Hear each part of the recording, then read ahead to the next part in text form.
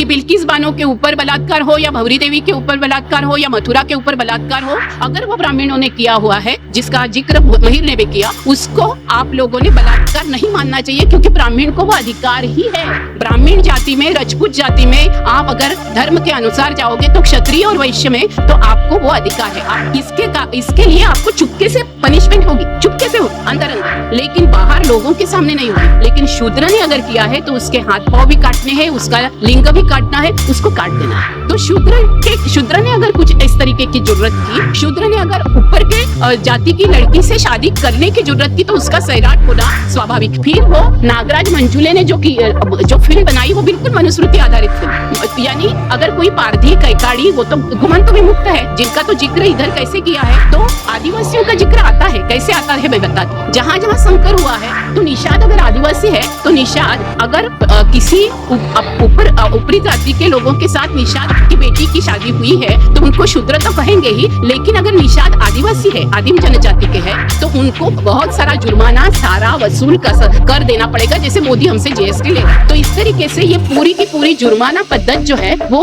वहाँ जीने वाले जल जंगल जमीन के लोगों के ऊपर होने वाले लोगों को भी है। अब ये अतिशूद्र कहाँ थे उस समय? तो अतिशूद्र शूद्रों में ही थे, ज्यांनी या देशाला सगळ्यात पहिल्यांदा म्हणजे स्त्रियांची चळवळ ही बहुजनांनी सुरू केलेली आहे, इथल्या ओबीसींनी सुरू केली आहे, इथल्या शूद्रांनी त्याला तडा लावलेला आहे, इथल्या मनुस्मृतीला सुरुंग लावलाय, आणि म्हणून मनुस्मृतीला सुरुंग लावणाऱ्या 25 डिसेंबर 1927 रोजी बाबासाहेबांनी जेव्हा ती जाळली, ती प्रतिकात्मक जाळली, ती आजही नेणीवेमध्ये आहे। ती जर काढायची असेल तर स्त्रियांच्या चळवळीच्या 50 वर्षानंतर आपल्याला सर्वांना हम सबको फिर से एक बार मूल्यांकन करना पड़ेगा, एक रिव्यू करना पड़ेगा। उस रिव्यू के तहत हमें फिर से एक बार मनुस्मृति को हमारे मन के तहत, हमारे अंतर मन के तहत भी जलाना पड़ेगा, तब तक ये मनुस्मृति जाने वाली नहीं। और यही सबसे बड़ा धर्मांधता को धक्का होगा। अगर उनकी ईंटें गिरानी है, बाबरी मस्जिद तोड़ने वाले राम की मानसिकता, राम मंदिर को खोलने वालों को बताइए कि वहाँ बुद्ध की भी मूर्तियां मिल रही है, तो ये जो हर एक जगह पे बुद्ध की मूर्तियां। सभी साथियों को जय भीम, जय ज्योति, जय सावित्री, जय फातिमा, उलगुलान हुल जोहार, जय तंट्या, जय संविधान और सबरंगी सलाम। तो ये सारी चीजें मनुस्मृति के खिलाफ जो मैंने जिनके नाम लिए, और ये जिनके नाम लिए इन्होंने सबसे पहले शुरुआत की। जो हमने सबसे पहले जो गीत गाया, कायनू बानू कोण्या म्हणून पोथी पुस्तकात ठेवलं लिहून, बायांची अक्कल म्हणे गहाण, मनुस्मृतीची होळी मी करीन, पुरुषाच्या धाकात सदा राहणं, हर समय पुरुषों के और ब्राह्मणवादी पुरुषों के दहशत में और वहशत में रहना, ये मनुस्मृति है। और उस मनुस्मृति के खिलाफ 1927 में सबसे पहले बाबा साहेब जब 20 मार्च 1927 को जाते हैं तो चौदार तालाब को स्पर्श करते हैं और पूरा पानी जो अछूतों को नकारा गया है उस पानी का सत्याग्रह करते हैं। वो सत्याग्रह 3 साल पहले नमक के सत्याग्रह के पहले का सत्याग्रह है, और उस सत्याग्रह में वो जाति भेद के खिलाफ की पहली नींव रखते हैं। वो नींव है पानी पर सबका अधिकार, जिसकी बात अभी मिहिर ने की। मेरे पूरे पैनल में सुरेश है, प्रतिमा है, सुजाता आज उसकी अध्यक्षता कर रही है, और मिहिर ने आज एक बेस हमारे सामने, जिसको बीज भाषण कहेंगे, उस तरीके से कॉन्स्टिट्यूशन और मनुस्मृति के दोनों के एक तुलनात्मक तरीके से हमारे सामने कुछ अंश रखे। 20 मिनट में ये सारी चीजें रखना बहुत मुश्किल है, तो 30 मिनट हुए, लेकिन 30 मिनट में भी उनको कॉन्स्टिट्यूशन में सारी चीजों को हाथ डालने को मिला नहीं। शायद हो सकता है कि डिस्कशन में होगा। अब सवाल यह है कि स्त्रियों के आंदोलन को 50 साल होने के बाद जब हम यहाँ बैठे हुए हैं, तब हमने मनुस्मृति और संविधान इसको लेकर जो बातें रखने की कोशिश की है, उसको मैं शुक्रगुजार हूँ कि क्षमा की भी, संध्या मात्रे की भी, जिन्होंने सारी अगुवाई करते हुए, चैनिका हो, संध्या हो, कामाक्षी हो, कुंदा हो, इन सबने, आप सबने मिलकर जो अगुवाई की, जिन्होंने तय किया कि इस तरीके का एक पूरा डिस्कशन, एक डिस्कोर्स चले। इस डिस्कोर्स से शायद बहुत सारी चीजें पूरे साल भर चलेगी, क्योंकि ये जरूरी है। इन 50 सालों में केवल हम मूल्यांकन हिंदुत्ववादी ताकतें, जो धर्मांधतावादी ताकतें हैं, जिन्होंने मनुस्मृति को निकाला है बाहर फिर से, उसका ही नहीं करने वाले। हम अपने आप में भी झांकने की जरूरत है कि ये सारी हिंदुत्ववादी धर्मांधतावादी ताकतें और पूरी ब्राह्मणवादी पितृसत्ता हमारे ऊपर जोर करके आई कैसे, किस तरीके से आई। आज वो हिंदू मुस्लिम का नारा देते हुए हिंदू मुस्लिम में जिस तरीके का तनाव पैदा कर रहे हैं, वो मुसलमानों को लेकर टारगेट क्यों कर रहे हैं? ये मुसलमान पहले कौन थे? जिसकी बात मिहिर ने रखी, क्या ये मुसलमान यहाँ से जो धर्मांतरित हुए वो शूद्र थे, उत्पादक जातियों से जुड़े थे? ये समझना बहुत जरूरी है। अगर वो उत्पादक जातियों से जुड़े हैं, हालांकि है, अगर नहीं, वो उत्पादक जातियों से जुड़े हैं, तो सबसे पहले खतरा उत्पादक जातियों से इस देश में सारे व्यवसाय करने वालों को, जिनके पास जल जंगल जमीन पर काम करने वाले जो लोग हैं, जो खेतीहर है, जो किसान है, जो महिलाएं हैं, वो जो काम करती है, जो कामगार है, इन सारों से खतरा है। क्योंकि इन सारों को अभी पता चला है कि संविधान के तहत उनको भूमि पर अधिकार है, उनके जल जंगल जमीन पर अधिकार है। फिर आदिवासियों से लेकर शूद्रों से लेकर दलितों को ये पता चला है। ये पता चलने वाली बात डॉक्टर बाबा साहेब आम्बेडकर के कारण हुई। लेकिन मनुस्मृति के खिलाफ का पहला लिखित, पहला जाहिर और पहला बहुत ही बड़ा विद्रोह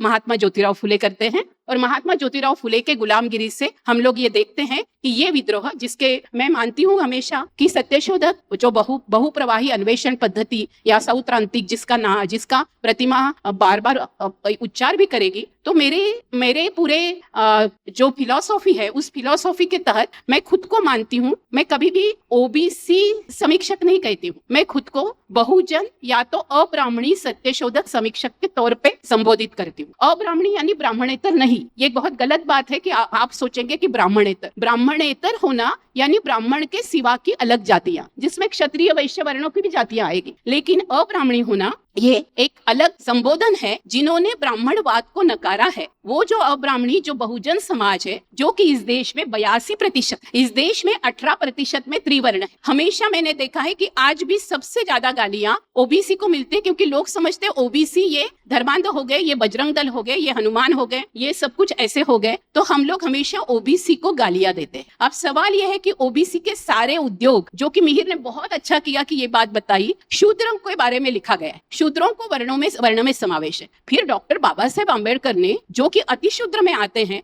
उन्होंने मनुस्मृति क्यों जलाई?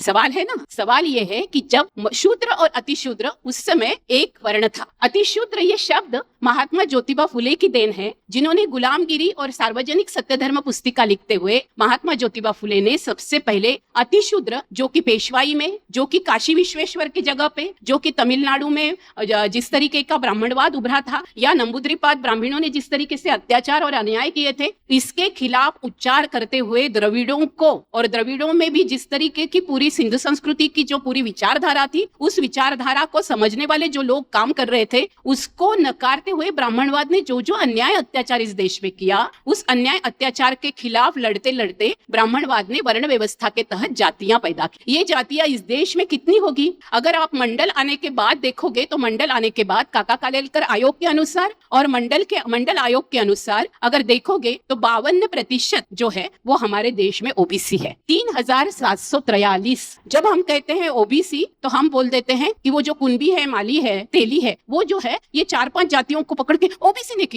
ने किया। सवाल ये है कि फिर हमारा पूरा इतिहास देखना पड़ेगा। इसको किसने ललकारा? मनुस्मृति को ललकारने वाला 1848 वाला पहला स्कूल, जिसको हम बार बार कहते हैं, पूरे विश्व में कहते हैं, डंका पीट कर कहते हैं कि ये पहला शूद्र और महिलाओं के लिए का स्कूल है। तब आजकल एक बहुत ही ज्यादा पुरोगामी प्रगतिशील विचारों में से रहने वाली स्त्रीवादी औरतें भी बार बार लिख रही है कि इसके पहले मिशनरी लोगों ने स्कूल खोले। ये बहुत डेंजरस बात, इसका मूल्यांकन करना पड़ेगा कि हमारे बीच में किस तरीके की आरएसएस की मेंटालिटी घुसी हुई है, हमने किस तरीके की प्रगतिशील विचारधारा में ब्राह्मणवादी विचारों के, इस धर्मांधता के किस तरीके के अंश घुसने दिए हैं। सवाल यह है कि मिशनरियों ने तो सब जगह स्कूल खोले, इसलिए तो आनंदीबाई जोशी को भी डॉक्टर होने का मौका मिला, लेकिन ब्राह्मण स्त्री, शूद्र स्त्री, सभी को इकट्ठा आकर बैठकर एक जगह पे पढ़ने का मौका 1848 में दगड़ू शेठ हलवाई के मंदिर के सामने जो स्कूल है बाल कृष्ण भिड़े की, उस भिड़े के वाड़े में पहला स्कूल 1 जनवरी 1848 को खुला, और उस स्कूल ने प्रारंभ किया मनुस्मृति दहन का, मनुस्मृति दफनाने का। इसलिए जब महिला आंदोलन यहाँ कहती है, जब हम लोग सब मिलकर महाड़ गए थे और हमने कहा कि हमारे लिए 25 दिसंबर 1927 को बाबा साहब ने चौदार तालाब के बाद जो दूसरा सत्याग्रह किया वो था मनुस्मृति दहन, और उस मनुस्मृति दहन को हम सब मिलकर आज भारतीय स्त्री मुक्ति दिन का इनकार करेंगे। अब सबको लगा कि भारतीय स्त्री मुक्ति दिन सावित्रीबाई ने जो पढ़ाया वो भी हो सकता है, भारतीय स्त्री मुक्ति दिन मनुस्मृति दहन दिन कैसे हो सकता है? तो अभी भी आज भी ये जो हमारी चर्चा चल रही है इस गोष्ठी में अभी तक हमने इसका उच्चार नहीं किया कि स्त्रियों के आंदोलन का भारतीय स्त्री मुक्ति दिन के तहत तक इतनी बड़ी पूरी विचार यात्रा भी चली और कृति यात्रा चली कि हमने सबने मिलकर इसका प्रतीकात्मक दहन किया। प्रतीकात्मक दहन करने के कारण ये पुस्तक आज भी है, लेकिन ये पुस्तक आज भी लोगों के, जो महात्मा फुले कहते हैं जाणीव और नेणीव, उसमें भी बैठा हुआ है, कॉन्शियस में भी है और सबकॉन्शियस में भी है। इसलिए हम लोग बार बार दिखाने की कोशिश करते हैं कि मैं इस जाति में जन्म हुआ, मेरा इस जाति में जन्म हुआ, तो मैं क्या करूं, मुझे ना कुछ कुछ चीजें तो करनी पड़ेगी। मुझे अगर डी क्लास होने की शिक्षा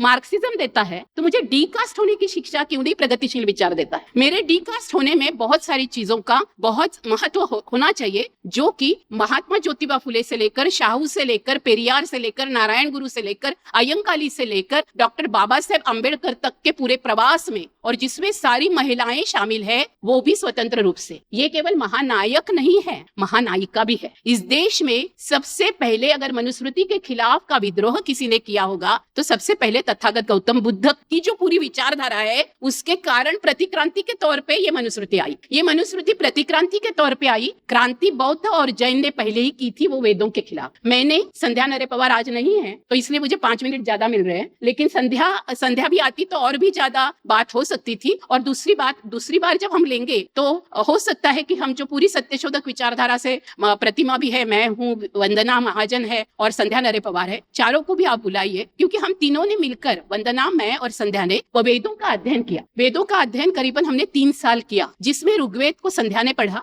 अथर्ववेद को वंदना ने पढ़ा और सामवेद और यजुर्वेद को मैंने पढ़ा। अभी जो मिहिर ने कहा उसमें 2 सेंटेंस उन्होंने कहा कि इसका जो मनुस्मृति है, मनुस्मृति ये केवल एक ग्रंथ नहीं है, ये भृगु नाम के ऋषि ने किया है ऐसे मानते हैं, लेकिन अनेक भृगु होंगे, अनेक भार्गव होंगे, उनको अनेक भार्गव को फिर भागवत भी कर दिया गया है। मोहन भागवत के तरह मोहन भागवत के यानी मोहन भागवत पर्यंत तक वो सारी चीजें भाग आ जाती है, लेकिन एकनाथी भागवत, संत भागवत में अलग आ जाता है, तो वो छोड़ दो। लेकिन ये सारा भृगु ने लिखी हुई ये किताब है ऐसा माना जाता है। ये मनुस्मृति 200 यानी ईस्वी सन के बाद दूसरे शतक में से लेकर तीसरे शतक में आई ऐसे माना जाता। अब जब दूसरे शतक से तीसरे शतक तक आई तो उन्होंने प्रतिक्रांति के तौर पर पुष्यमित्र शुंग जो राजा था, उस समय ही श्री राम का जन्म है। वो जो बताया जाता है कि 10,000 साल पहले रामायण महाभारत वगैरह है, वो अलग बात। अभी आज छाया ने एक नोट लाई है कि हम स्त्री वाच के तरफ से हिंदू संस्कृति और स्त्री आह सालुंखे की किताब को छापा था। बहुत ही अच्छा हुआ कि उन्होंने उस तरीके की किताब को छापा उस समय।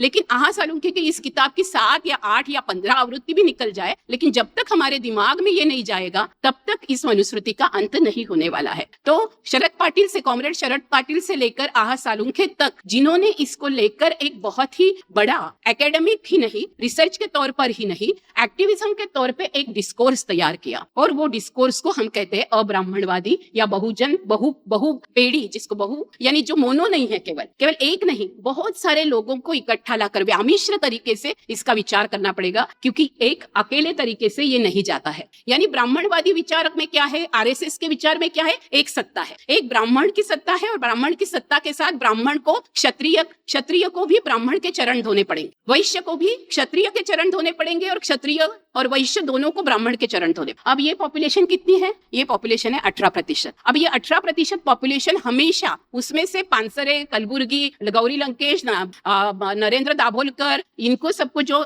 सवर्ण भी है या कोई ब्राह्मण भी है, इन लोगों को हम छोड़ दें कि ऐसे जो होंगे वो -0.3 में जा जाते हैं। ये -3 में जो लोग हैं वो पुरोगामी लोग हैं, उनका कत्ल करना चाहिए, ये मनुस्मृति कहती है। मनुस्मृति कहते हैं कि ऐसे जो लोग हैं वो पाखंडी लोग हैं। इसमें मैंने पूरा का पूरा, जब भी आप सवाल पूछोगे तो मैं एक श्लोक पढ़ के सुना दूंगी कि पानसरे को, कलबुर्गी को, गौरी लंकेश को, दाभोलकर को क्यों मारना चाहिए, ये मनुस्मृति कहती है। ये मनुस्मृति बताती है कि बिल्किस बानो के ऊपर बलात्कार हो, या भवरी देवी के ऊपर बलात्कार हो, या मथुरा के ऊपर बलात्कार हो, अगर वो ब्राह्मणों ने किया हुआ है, जिसका जिक्र महिर ने भी किया, उसको आप लोगों ने बलात्कार नहीं मानना चाहिए, क्योंकि ब्राह्मण को वो अधिकार ही है। ब्राह्मण जाति में, राजपूत जाति में आप अगर धर्म के अनुसार जाओगे तो क्षत्रिय और वैश्य में तो आपको वो अधिकार है। आप इसके लिए आपको चुपके से पनिशमेंट होगी, चुपके से होगी अंदर, लेकिन बाहर लोगों के सामने नहीं होगी। लेकिन शूद्र ने अगर किया है तो उसके हाथ पांव भी काटने हैं, उसका लिंग भी काटना है, उसको काट देना है। तो शूद्र ने अगर कुछ इस तरीके की जरूरत की, शूद्र ने अगर ऊपर के जाति की लड़की से शादी करने की जरूरत की, तो उसका सैराट होना स्वाभाविक। फिर वो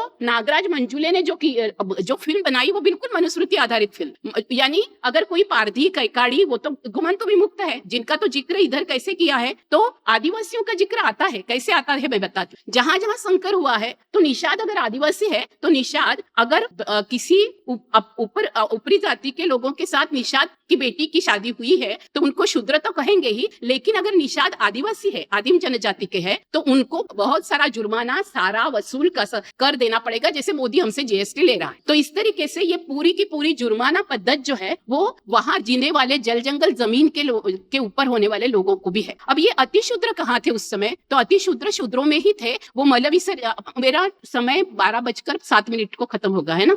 तो मैंने तय किया। तो जो आज ये है कि अतिशूद्र कहाँ है? तो अतिशूद्र जिनको हम आज महिला उठाने वाले, हम लोग जिनको अंत्यज कहते हैं, ये सब भी शूद्रों में ही थे। इनको कुछ जगह पे चांडाल वगैरह कहा है, लेकिन वो वर्ण के हिसाब से मिहिर कह रहे, वैसे ठीक है, वैसे जाति नहीं होने के कारण वो वर्ण में कहाँ पीट करेंगे वो बात है, लेकिन काम के हिसाब से देखेंगे तो ये सारे काम करने वाले लोग, अंत्यज लोग, जिनको बाद में अंत्यज कहा गया है, ये सारे लोग हैं। उन्होंने क्या क्या करना चाहिए और उन्होंने किस तरीके से उन्होंने मलमूत्र विसर्जन भी कैसा करना चाहिए और ब्राह्मण के मलमूत्र विसर्जन की कैसी व्यवस्था होनी चाहिए, ये भी इसमें लिखा गया है। इसमें ये भी लिखा गया है कि अगर पनिशमेंट करना है तो मलमूत्र विसर्जन करने की जगह पर शूद्रों को कैसे मारना चाहिए, अतिशूद्र जिनको बाद में खुले कहते हैं, इनको कैसे मारना चाहिए, इसके बारे में भी पूरे दंडक। एक तरफ है राज्य शासन, जो पूरा राज्य शासन कैसे चलेगा इसकी बात है, लेकिन करीबन 3रा अध्याय, 5वां अध्याय और 12वां अध्याय भी और 9वां अध्याय, इसमें अगर आप जाओगे तो ये सारे स्त्री पुरुषों के संबंधों से भरे हुए हैं। जिसमें जेंडर की बात है कि नहीं, तो जेंडर की बात हमेशा उठ रही है और जेंडर को लेकर नपुंसकता, समलिंगी होना, इसको लेकर के पनिशमेंट बहुत ही भयानक और क्रूरता के तौर पे लिखी गई।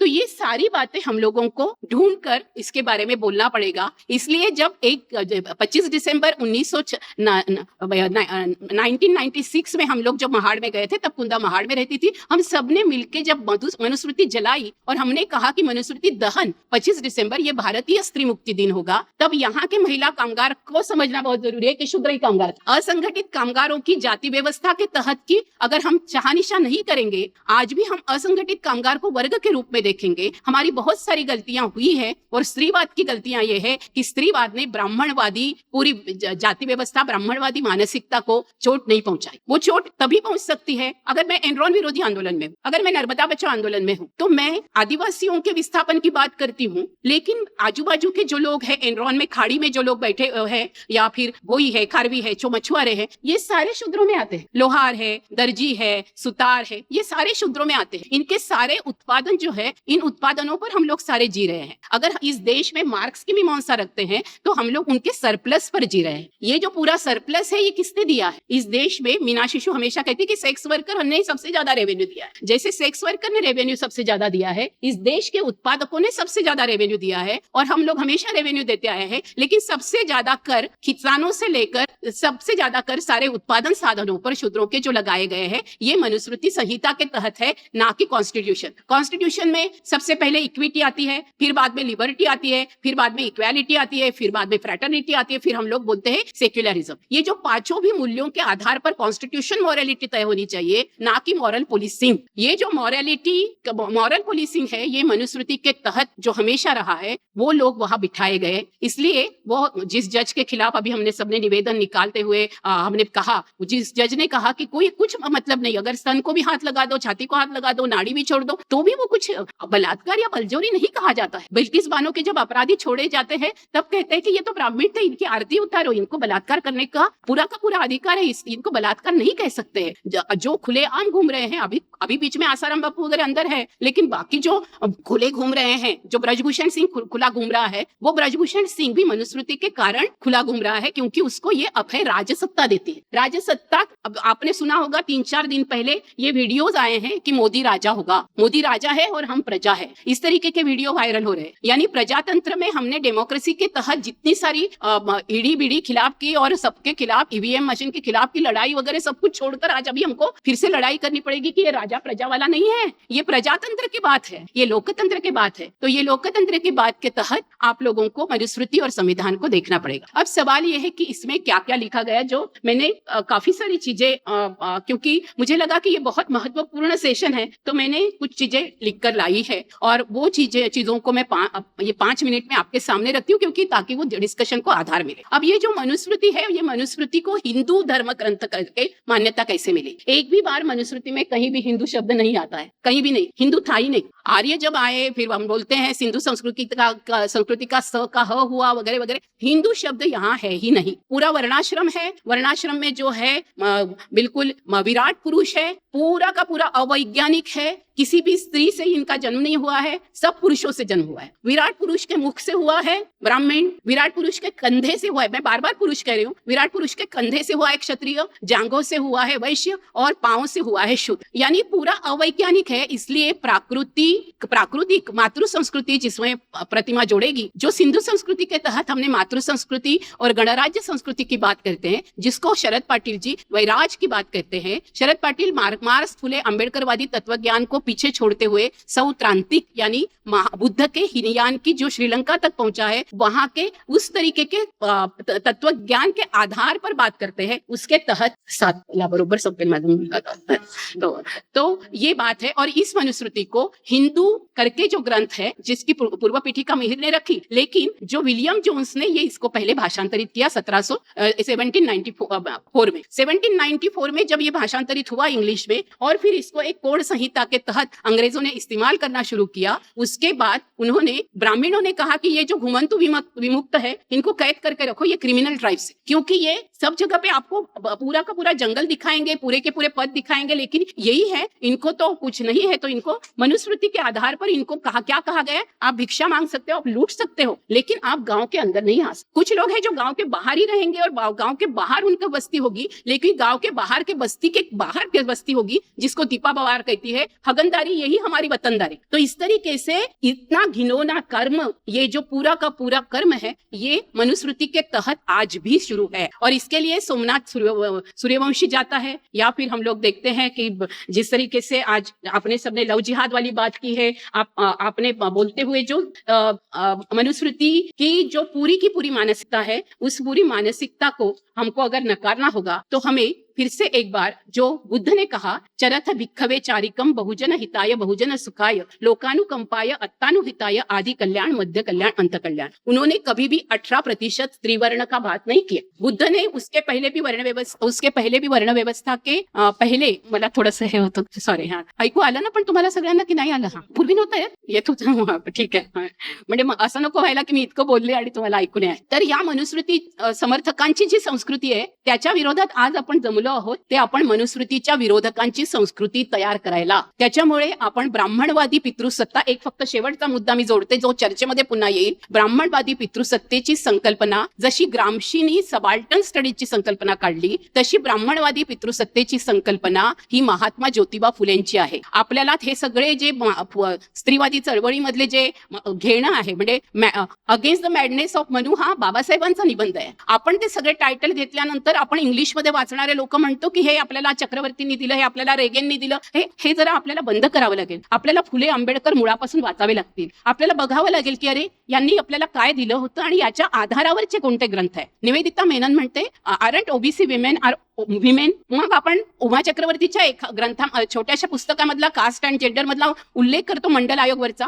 पण मंडल आयोगामध्ये बोट क्लबवर रॅली घेऊन जाणाऱ्या लाखो स्त्रिया ज्या आहेत ओबीसी, ज्या सावित्रीबाई फुले, फातिमा शेख या बहुजन स्त्रिया आहेत, ज्यांनी या देशाला सगळ्यात पहिल्यांदा, म्हणजे स्त्रियांची चळवळ ही बहुजनांनी सुरू केलेली आहे, इथल्या ओबीसींनी सुरू केली आहे, इथल्या शूद्रांनी त्याला तडा लावलेला आहे, इथल्या मनुस्मृतीला सुरुंग लावलाय। आणि म्हणून मनुस्मृतीला सुरुंग लावणाऱ्या 25 डिसेंबर 1927 रोजी बाबासाहेबांनी जेव्हा ती जाळली, ती प्रतिकात्मक जाळली, ती आजही नेणिवेमध्ये आहे। ती जर काढायची असेल तर स्त्रियांच्या चळवळीच्या 50 वर्षानंतर आपल्याला सर्वांना हम सबको फिर से एक बार मूल्यांकन करना पड़ेगा, एक रिव्यू करना पड़ेगा। उस रिव्यू के तहत हमें फिर से एक बार मनुस्मृति को हमारे मन के तहत, हमारे अंतर मन के तहत भी जलाना पड़ेगा, तब तक ये मनुस्मृति जाने वाली नहीं। और यही सबसे बड़ा धर्मांधता को धक्का होगा। अगर उनकी ईंटें गिरानी है, बाबरी मस्जिद तोड़ने वाले राम की मानसिकता, राम मंदिर को खोजने वालों को बताइए कि वहां बुद्ध की भी मूर्तियां मिल रही है, तो ये जो हर एक जगह पे बुद्ध की मूर्तियां छुपा छुपा कर दूसरी शतक से पुष्यमित्र शुंग को लाकर मनुस्मृति खड़ी की है, इस मनुस्मृति को अगर तोड़ना है तो हमारे सबकी संविधान को हाथ में लेते हुए संविधान बचाने की लड़ाई केवल ये नहीं है, संविधान बचाने की लड़ाई ये आगे जाकर हजारों साल तक समानता, स्वतंत्रता, समता, बंधुता, मैं नहीं कहती हूँ क्योंकि मराठी में बंधुता का अर्थ केवल बंधुभाव लिया जाता है, मैत्र कहती हूँ, मैत्र और धर्मनिरपेक्षता, इन सारे मूल्यों को कॉन्स्टिट्यूशन मॉरलिटी के तहत लेते हुए हमको मनुस्मृति संस्कृति को नकारना होगा और संविधान को स्वीकारना होगा। मुझे आपने यहाँ बोलने का मौका दिया, इसलिए मैं जिंदाबाद। जय भीम, जय ज्योति, जय सावित्री, उल गुलान उल जोहार, जय संविधान, सबरंगी सलाम।